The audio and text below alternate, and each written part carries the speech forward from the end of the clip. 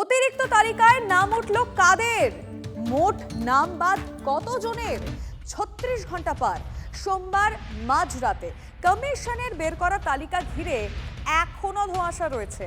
এখনো পর্যন্ত ৩০ লক্ষ বিবেচনাধীনের আবেদনের নিষ্পত্তি হয়েছে। ৩০ লক্ষেরই কি তাহলে নাম আছে প্রথম সাপ্লিমেন্টারি তালিকায়? ই সাইন না থাকায় অনেক নাম তোলাই যায়নি, এমনটাই কমিশন সূত্রে খবর।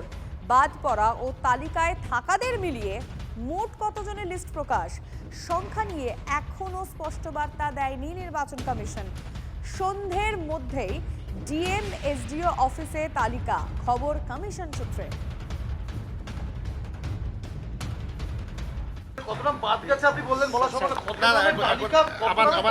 আমার কাছে কোনো ফিগার আমি কিছু বলতে পারবো না সিও, এটা কন্টিনিউইং প্রসেস আছে।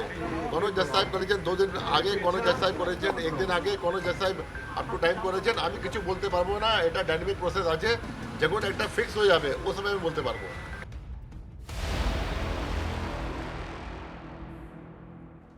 এই সাপ্লি লিস্টে বসিরহাটের একটি পাঠ থেকে ৩৪০ জনের নাম বাদ গেছে। বিবেচনাধীন কারো নামই অন্তর্ভুক্ত হয়নি তালিকায়। নাম বাদ গেছে খুব বিএলওরও। প্রতিবাদে রাস্তায় নেমে বিক্ষোভ গ্রামবাসীদের। ছবিটা আপনাদেরকে দেখাবো। বসিরহাটে একটি পাঠ থেকে ৩৪০ জনের নাম বাদ দেওয়া হয়েছে সাপ্লি লিস্টে।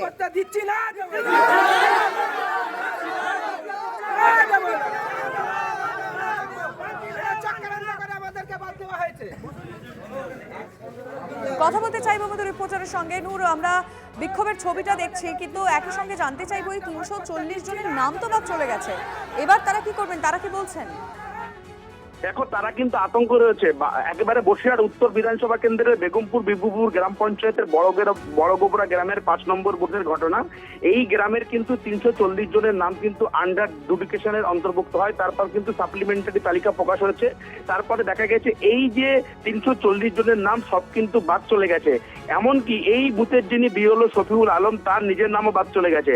একেবারে তারা কিন্তু রীতিমতো বিএলওর বাড়িতে পৌঁছে যায়। যে সমস্ত ভোটারের নাম বাদ গিয়েছে তারা বিএলওর বাড়িতে পৌঁছে গিয়ে তারা ক্ষোভ দেখান।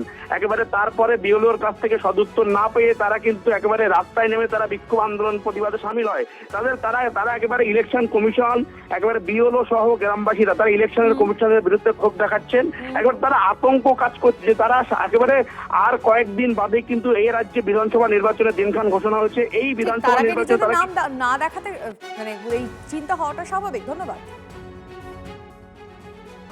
৩৪০ জনের হিয়ারিং নোটিশ পাঠানোর পরে তাদেরকে প্রথম আন্ডার অ্যাডজুডিকেশন করা হয়। যখন সাপ্লিমেন্টারি লিস্ট বার হয় সেক্ষেত্রে দেখা যাচ্ছে ৩৪০ জনের যে হিয়ারিং নোটিশ পাঠানো হয়, আন্ডার অ্যাডজুডিকেশন করা হয়, ৩৪০ জনকেই ডিলেট করা হয়েছে। কিসের ভিত্তিতে ডিলেট করা হয়েছে সেটা আমরা বুঝতে পারছি না। কমিশনার 11টা নথির মধ্যে যে কোনো একটা নথি সেখানে চেয়েছে। আমরা কেউ 3টে দিয়েছি, কেউ 4টে দিয়েছি, কেউ 2টোও দিয়েছি, কেউ 1টাও দিয়েছে। তাহলে কিসের ভিত্তিতে আমাদেরকে ডিলেট করা হলো, আমাদের কাছে প্রশ্ন এটাই। আমার নাম বাদ গিয়েছে, আমার কাগজপত্র সব জমা দেওয়ার পরে নাম ফেরত এসছে। আমার অসুস্থতায় আমি ওই হিয়ারিংয়ে দাঁড়িয়ে ক্লান্ত হয়ে পড়ে গিয়েছি, তার সত্ত্বেও আমার সেই কাগজটা ফেরত এসছে এখানে।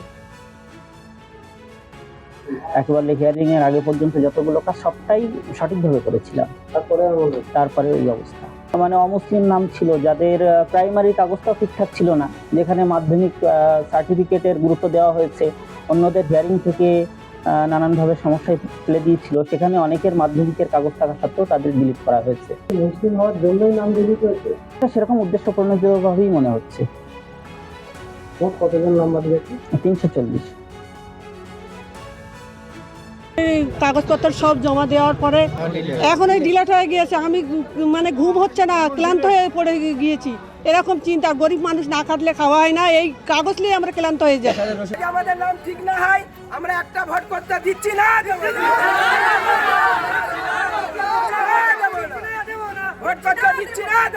উদ্দেশ্য হচ্ছে বারবারই নির্বাচন কমিশন তো একটা রাজনৈতিক দল দ্বারা পরিচালিত হচ্ছে। বারবারই কোনো রাজনৈতিক দলের কোনো বিরোধী দলনেতা বাংলার ক্ষেত্রে বলছে যে 1 কোটি রোহিঙ্গা বাদ দেওয়া যাবে। আমার মনে হয় তাদের কথা আবদার মানার জন্যই কি আজকের এইগুলো করা হচ্ছে। বিচার ব্যবস্থার প্রতি আমার সম্পূর্ণ আস্থা, ভরসা, বিশ্বাস আছে, কিন্তু বিজেপির চক্রান্তে নির্বাচন কমিশনের প্ররোচনায় আজকের সাধারণ মানুষ, বাংলার মানুষ বঞ্চিত হচ্ছে। আমার বসিরহাট 2 নম্বর ব্লকের মানুষ বঞ্চিত হচ্ছে। এবং এই বেগমপুর বিবিপুর গ্রাম পঞ্চায়েতের 5 নম্বর বুথের যে 380 জন মানুষ, এরা প্রত্যেকেই ভারতীয় নাগরিক, বৈধ ভারতীয় নাগরিক, পূর্বপুরুষ ধরে এরা স্বাধীনতার আগে থেকে ভারতবর্ষের নাগরিক, অথচ এদেরকে বঞ্চিত করা হলো। এটা দুর্ভাগ্যজনক ছাড়া আর কিছু না। বসিরহাট বিধানসভা 340 জন অ্যাডজুডিকেশনে ছিল, 340 জনের নাম বাদ, এমনকি বিএলওর নামও বাদ চলে গেছে। অভিযোগ করছে তারা যে কিভাবে এটা সম্ভব। বিএলও বলছে আমার সব ডকুমেন্টস আছে। এটা তো যারা অ্যাডজুডিকেশন করেছেন তাদের প্রশ্ন করতে হবে।